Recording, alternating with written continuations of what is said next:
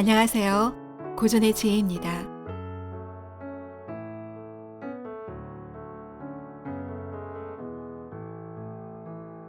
조선시대의 어느 거울에 갖고자 하는 것에는 수단과 방법을 가리지 않는 욕심 많은 영감이 있었다. 그는 10년 넘게 과거 공부를 했으나 매번 과거 시험에 떨어져서 낙방 거사라 불리는 선비였다. 문벌이 있는 집안도 아니고 그렇다고 재산도 많은 집안도 아니라서 한 번에 자기의 모든 욕심을 채우기에는 벼슬살이만큼 매력적인 것이 없었다. 다른 사람 위에 군림하여 사리사욕을 챙기기에는 안성맞춤이었다. 아내를 다그쳐 판서벼슬을 하고 있는 저 외숙부의 힘을 빌어 가진 재산을 다 처분하여 작은 마을에 현감 자리를 얻었다. 현감은 부임한 첫날부터 돈 마련할 궁리를 하기 시작했다. 어떻게 해서든지 자신이 쏟아부은 재산을 되찾고 싶었다. 이방이야 아전들을 매일 들볶았고 일거수일투족을 간섭해서 작은 마을이었지만 어느 정도 재산을 채워가고 있었다. 그러던 어느 날 아전 중에 세금 징수를 담당하는 호방의 옷차림이 눈에 들어오기 시작했다.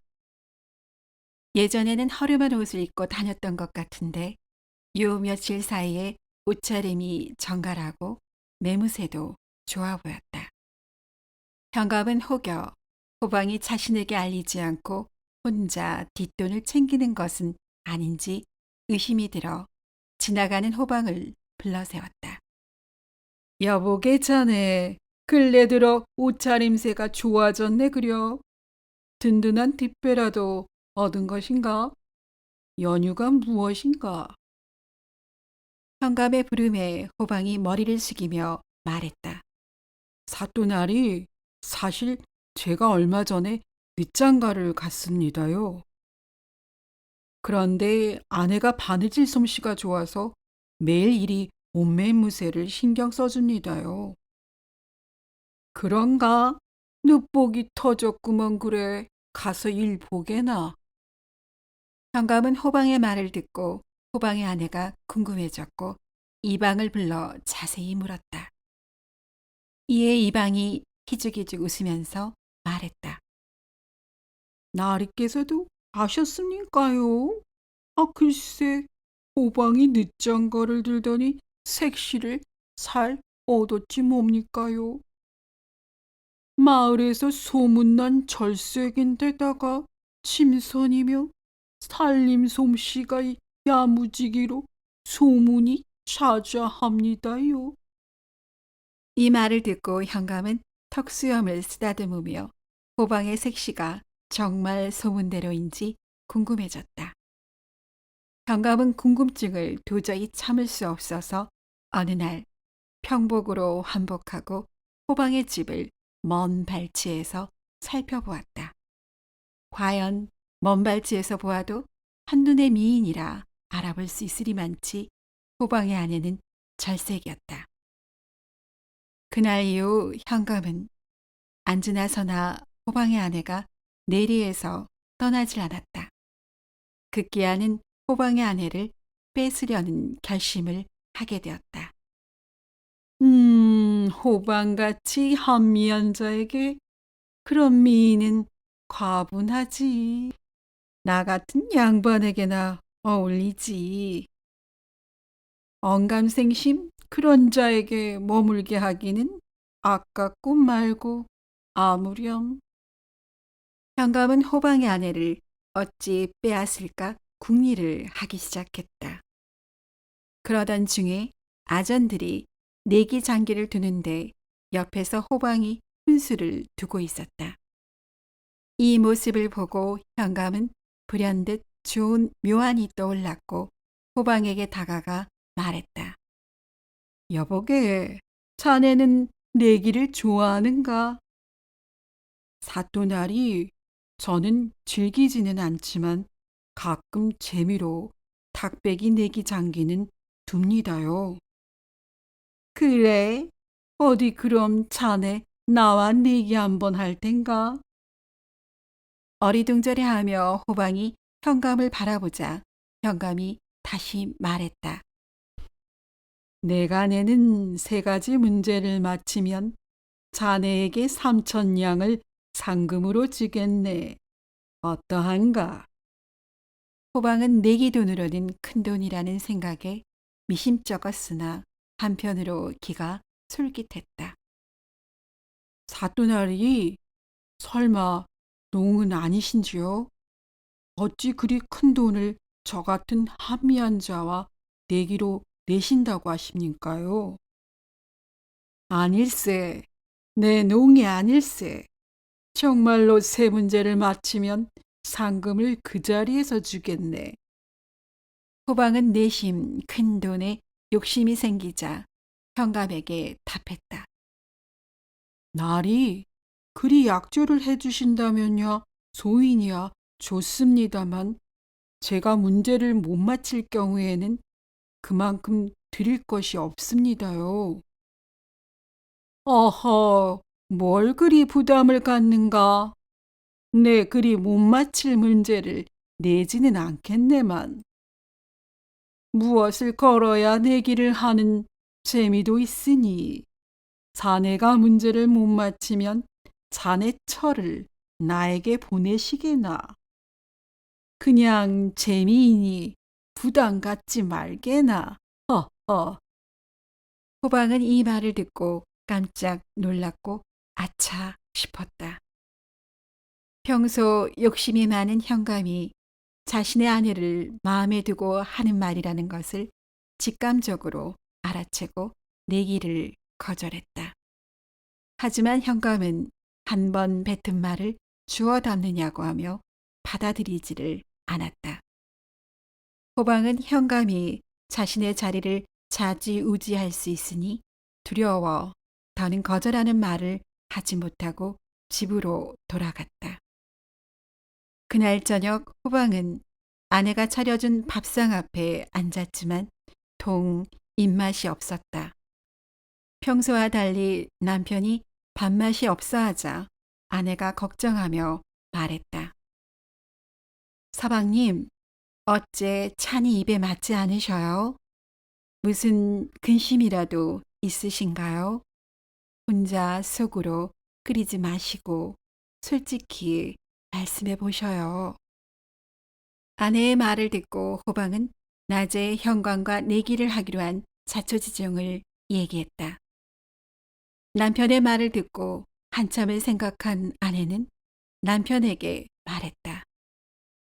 서방님, 내일은 제가 알아서 할 터이니 집에서 염려 말고 기다리고 계세요. 다음 날 호방의 아내는 현감을 찾아갔다. 현감은 아름다운 호방의 아내를 보고 말했다. 호방은 어디 가고 어찌 자네가 오셨는가? 사또날이 남편이 몸이 몹시 좋지 않아 제가 대신하여 내기에 참여했으면 합니다. 현감은 아내의 미모를 보고 욕심이 생겼으며 집안일만 하는 아녀자인 것이 오히려 잘 되었다는 생각에 내기를 진행하기로 했다. 여보시게 남편이 아프다니 안 되었네 그려.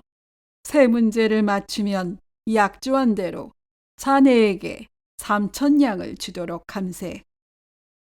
이 말을 듣고 호방의 아내가 기다렸다는 듯이 답했다. 날이 저희에게 3,000냥은 너무 과합니다.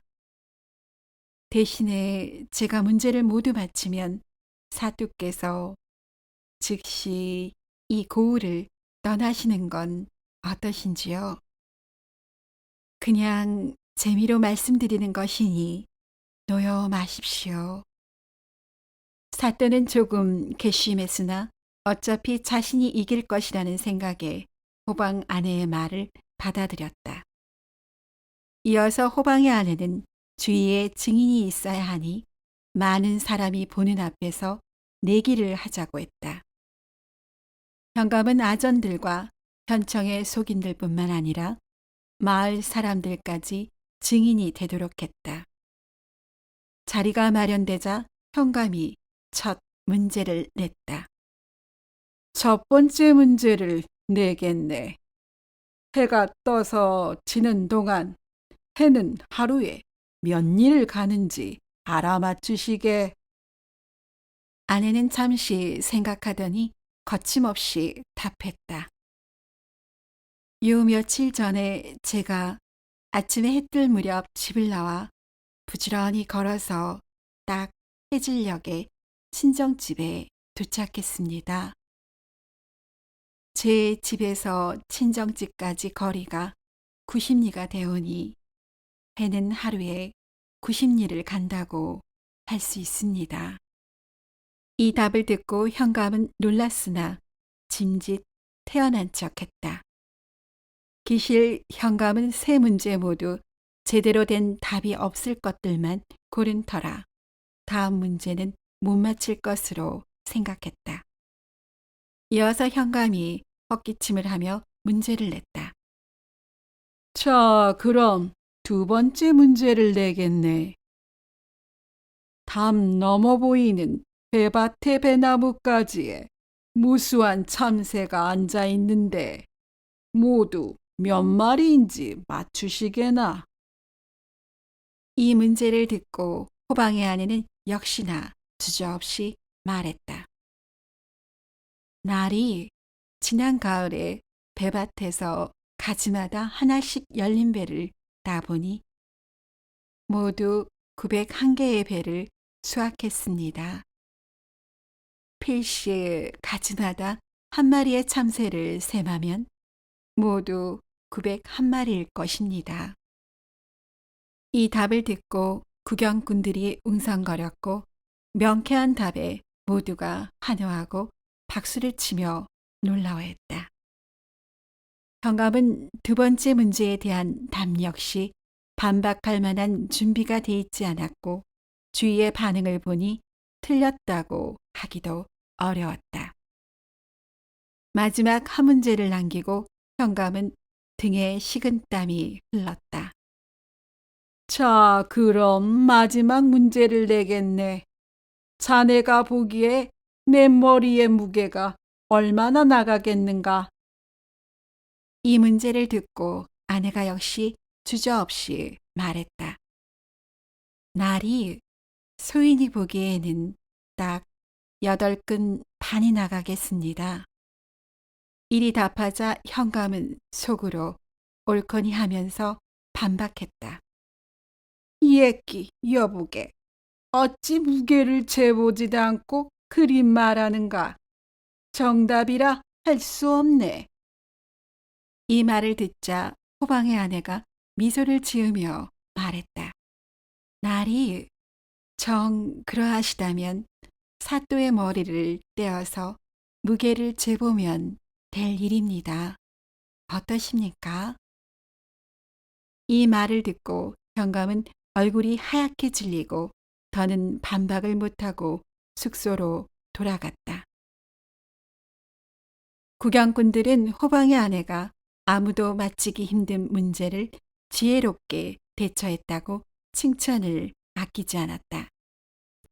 한편으로는 현감이 부도덕하고 욕심이 과해서 무리한 내기를 했다고도 수근거렸다.